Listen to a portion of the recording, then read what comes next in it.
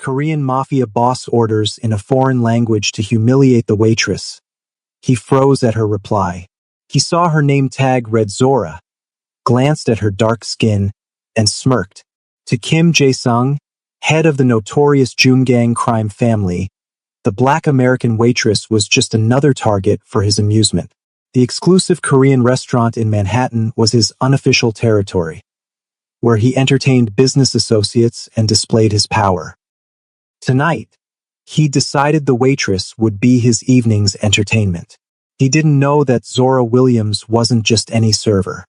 He had no idea that his attempt to humiliate her would not only backfire spectacularly but would unravel a dangerous web he'd spent years weaving. This is the story of how arrogance crossed the wrong woman. If you enjoy stories of unexpected comeuppance, hit that like button and subscribe to see more powerful comebacks like this one. The air inside Hanseong, Manhattan's most prestigious Korean restaurant, smelled of premium beef, sizzling sesame oil, and old money. For Zora Williams, it mostly smelled like survival. The scent of grilling samgyeopsal and bubbling jjigae mixed with the subtle cologne of wealthy businessmen. The low lighting cast elegant shadows across the dark wood paneling and the hand-painted murals of Korean landscapes. Hanseong wasn't just a restaurant. It was a status symbol, a place where deals were made and hierarchies established. Zora moved between the tables with practiced grace, invisible until needed, the perfect server in a world that preferred not to acknowledge her existence beyond her function. She'd become good at this, the careful dance of serving without being seen, of anticipating needs without intruding on conversations, of smiling through thinly veiled contempt. She adjusted her crisp black uniform, tucking an escaped curl back into her tight bun. It was 9:30 p.m. on a Saturday. The VIP section was filled with wealthy businessmen, Korean expats, and the occasional celebrity. Table 8 needed more soju. Table 3 complained their galbi wasn't marinated enough. Move, Williams. Move. Mr. Park, the restaurant owner, hovered near the host station. A small, nervous man perpetually dabbing sweat from his forehead with a monogrammed handkerchief. Tonight, the sweat was flowing more freely than usual. His eyes darted continuously to the front door, his body tense like a man awaiting execution. Kim Jae-sung is here, he whispered urgently when Zora passed by.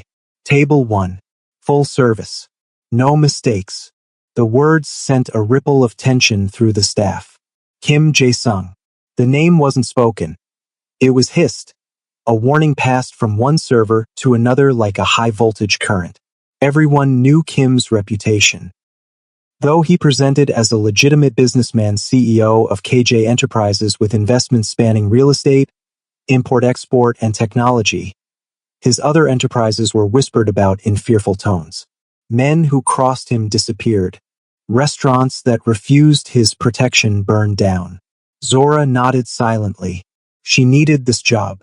The tips from VIP tables paid her mother's medical bills and her younger brother's college tuition. What nobody at Hanseong knew was that Zora Williams wasn't just a waitress. 3 years ago, she had been a rising star at the State Department, with a master's in international relations specializing in East Asian security. She spoke 5 languages fluently, including Korean, not just conversational Korean, but the nuanced regional dialects that revealed class, education, and origin. She could switch between the formal, literary language of diplomacy and the street slang of Seoul's back alleys. And then came the diplomatic incident. A security breach during delicate negotiations with North Korea. An intelligence leak that wasn't her fault but became her responsibility. The whispers in the hallways. The investigations. The quiet suggestion to resign before she was fired. The blacklisting from government work that followed her like a shadow. The medical bills that piled up when her mother's cancer returned. The apartment downsized to a studio. The dreams deferred. The restaurant job that paid in cash. So now she carried trays instead of diplomatic briefcases. She memorized wine lists instead of intelligence reports. And she kept her head down, her knowledge hidden behind a server's polite smile. Kim Jae-sung entered Hanseong flanked by two silent men in expensive suits. Not bodyguards exactly, but men whose stillness suggested violence held carefully in check. Kim didn't walk. He processed through the restaurant like royalty granting an audience. He stood just under 6 feet tall, his body lean and hard beneath a tailored Brioni suit that probably cost more than Zora's annual rent. His hair was styled in the latest Korean fashion, shaved at the sides with length on top.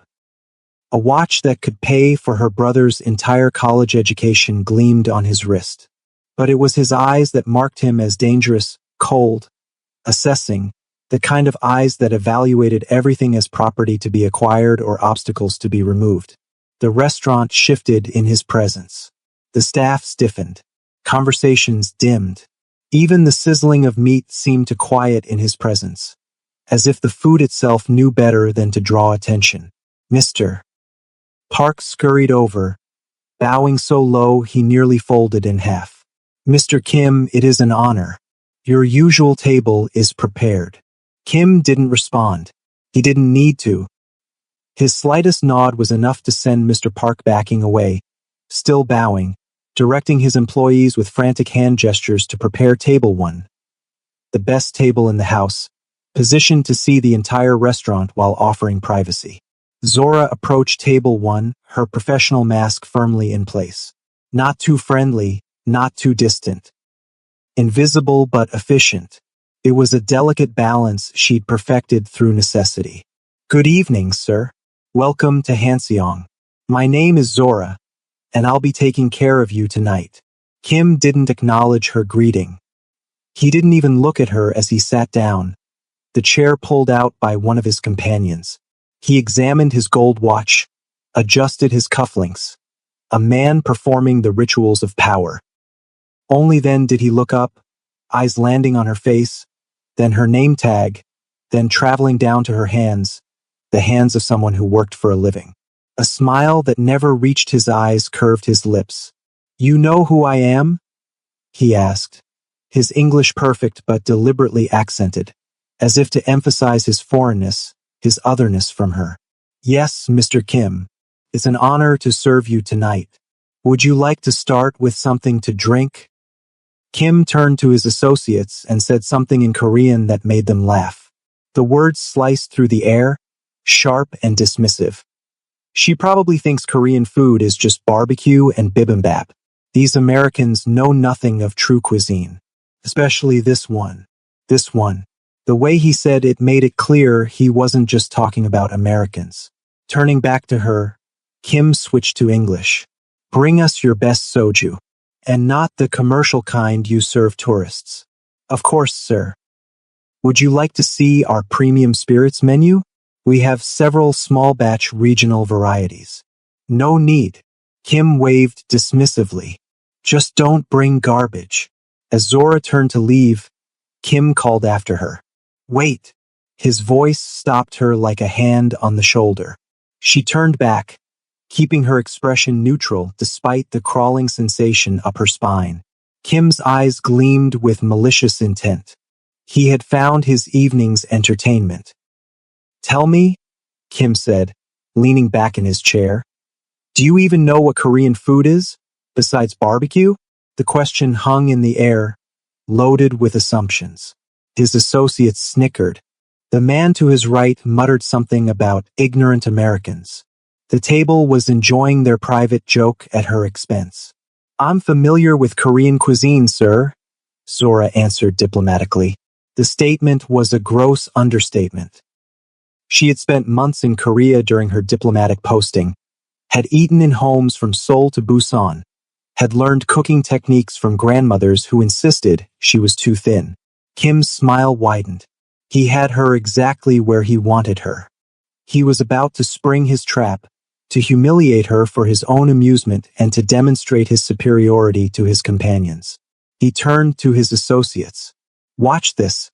She'll be completely lost. He looked back at Zora and switched to Korean. But not just any Korean. He spoke in a rapid, regional Busan dialect peppered with criminal slang that even most native Koreans would struggle to follow. His words came fast, deliberately complex, designed to confuse and embarrass. Listen carefully, girl. I want the chef to prepare me raw sea squirt marinated in chili oil with fermented skate. Tell him it must be prepared in the traditional gialla style, not the modern soul interpretation. And if you bring me commercial soju, I'll make sure you never work in this city again. Do you understand anything I'm saying? Or is your small American brain confused? Perhaps you should stick to serving fried chicken and watermelon. The racist barb at the end was delivered with particular venom, a gratuitous cruelty meant to entertain his companions, even though he assumed she wouldn't understand it. He sat back, arms crossed, a triumphant smirk on his face. His associates were barely containing their laughter, already enjoying the spectacle of the black American waitress stammering in confusion, apologizing for not understanding, perhaps even calling for another server who spoke Korean. Think our waitress is in trouble? Think again. Click subscribe and hit the notification bell to see more underdogs turning the tables on those who underestimate them. Zora stood perfectly still. The restaurant seemed to hold its breath. The clink of silverware on fine china faded. The murmur of conversation dimmed. For 3 seconds, she said nothing, her face revealing nothing. 3 seconds where she thought about her mother in the hospital, about her brother's tuition, about her rent due in 5 days. 3 seconds where she weighed the cost of dignity against necessity. 3 seconds where she decided that some things were worth more than a job. Then she smiled, not the practiced smile of a server, but the sharp, knowing smile of someone who has just been dealt a winning hand. She adjusted her posture, squared her shoulders, and looked Kim directly in the eyes, a cultural taboo that instantly shifted the energy at the table. When she spoke, she answered in perfect Korean. Not just standard Korean, but the exact regional Busan dialect he had used, matching his criminal slang word for word. Of course, sir. Raw sea squirt with chili oil and fermented skate in traditional gialla style. An excellent choice that shows your refined palate.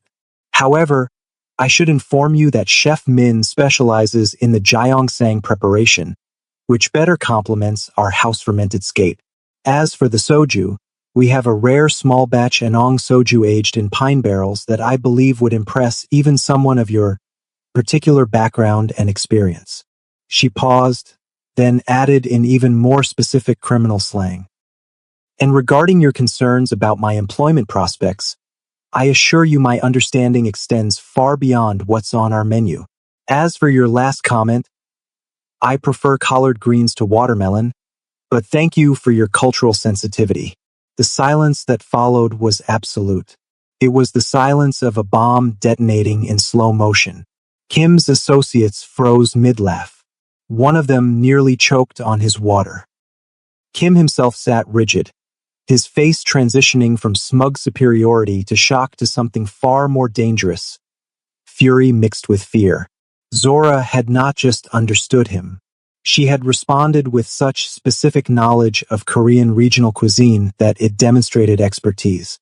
And her use of criminal slang specific to the Korean underworld, suggested she knew exactly who he was and what he did. Her reference to his particular background carried a weight that made it clear she wasn't talking about his corporate resume. Most dangerous of all, she had maintained eye contact throughout, challenging him in a way that his own men would never dare. For a single, perfect moment, Zora allowed herself to enjoy the look on Kim's face. It was a small victory, but after 3 years of swallowing her pride, of being invisible, of pretending to be less than she was, it tasted sweeter than any revenge she could have imagined. Kim recovered quickly, but the damage was done.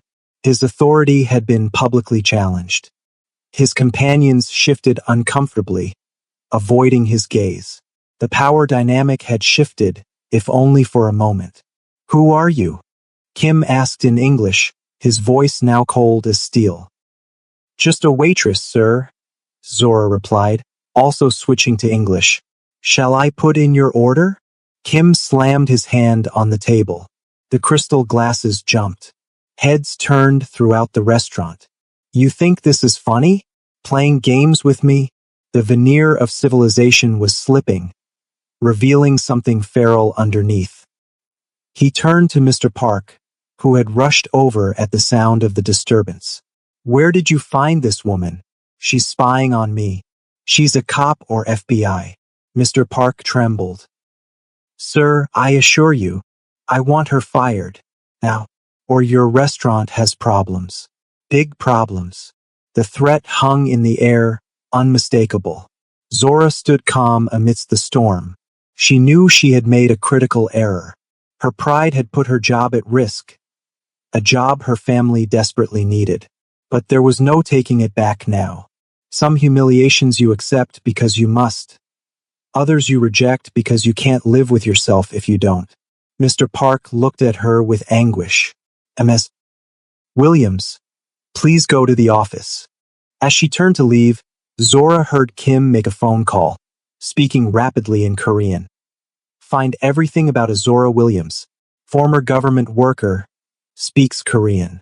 I want to know who she works for by morning. The words sent a chill through her.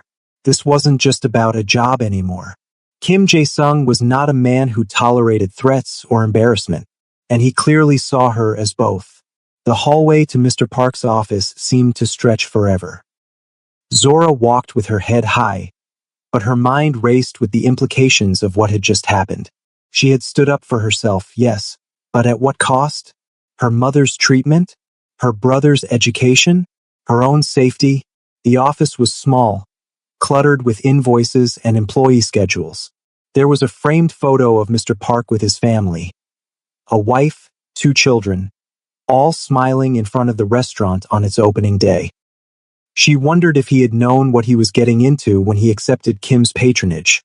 If he understood that men like Kim never just wanted a table. They wanted ownership. Zora began gathering her things, certain she was about to be fired. She'd call her brother tonight, tell him they might need to look at cheaper schools. She'd call the hospital, see if they could work out a payment plan. She'd find another job. She'd survive. She always did. When the door opened, she expected Mr. Park, perhaps with security to escort her out. Instead, an elderly Korean man entered the quiet customer who had been sitting alone at the corner table all evening, sipping tea and reading a newspaper. He was in his 70s, with silver hair and the ramrod-straight posture of a military man. His suit was expensive but understated, his presence commanding without being imposing. He closed the door behind him. Ms. Williams, he said in Korean. That was quite impressive. Thank you, but it's cost me my job. The man smiled. Perhaps not. He switched to English. My name is General Park Ji-hoon, retired. South Korean intelligence. Zora froze. General Park was a legend in intelligence circles. His work in counterintelligence during the Cold War, his operations against North Korean infiltration, his diplomatic initiatives all had been required reading during her State Department training. He was supposed to be living quietly in Seoul, not sitting in a Manhattan restaurant watching her commit career suicide. I recognize you from the Seoul conference 3 years ago, he continued. Your presentation on cross-border security cooperation was brilliant. Your analysis of the shifting alliances in the region was prescient. Your career ending as it did was unfortunate. You know about that? I know you were made a scapegoat. The leak came from much higher up, someone with more connections, more protection than a young analyst, regardless of her brilliance. He paused, studying her face.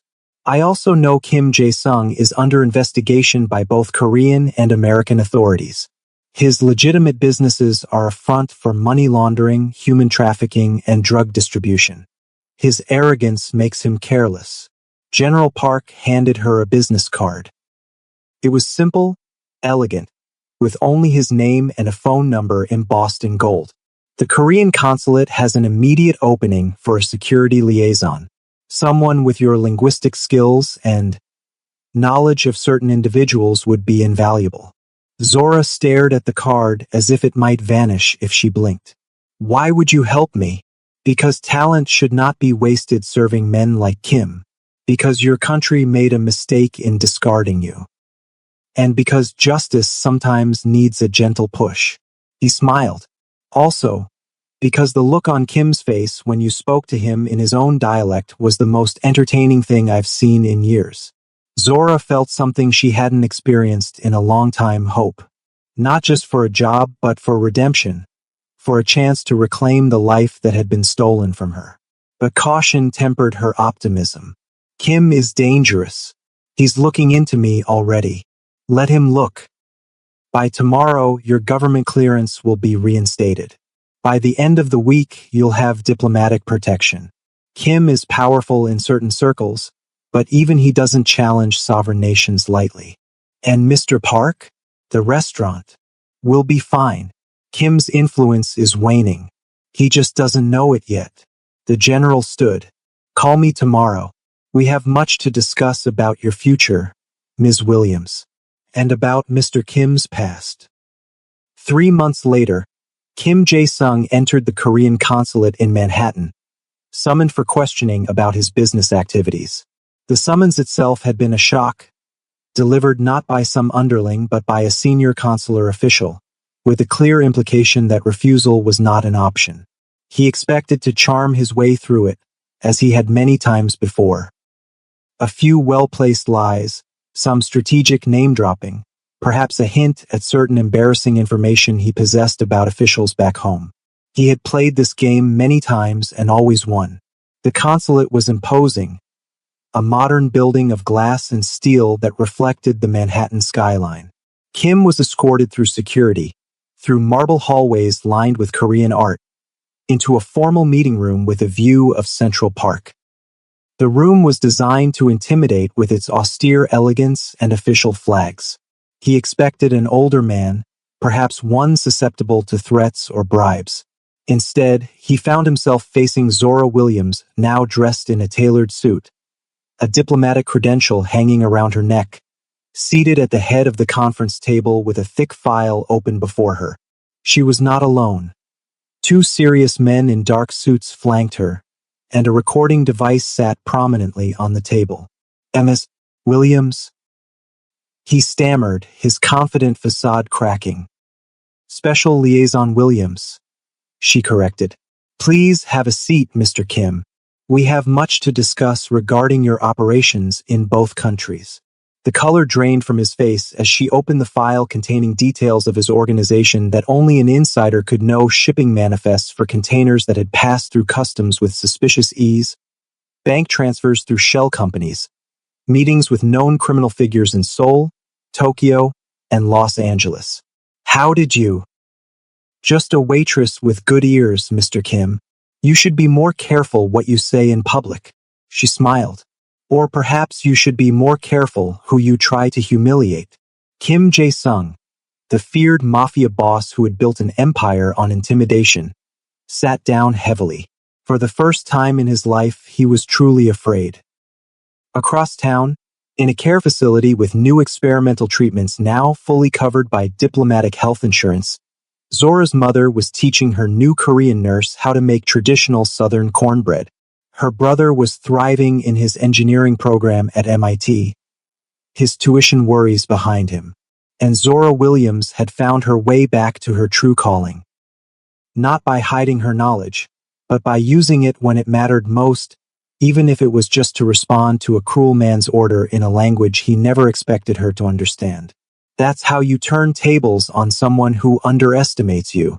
If this story of hidden talents and perfect justice made your day, smash that like button, subscribe to our channel, and share with someone who needs a reminder that you never know who you're dealing with. What would you have done in Zora's shoes? Let me know in the comments below.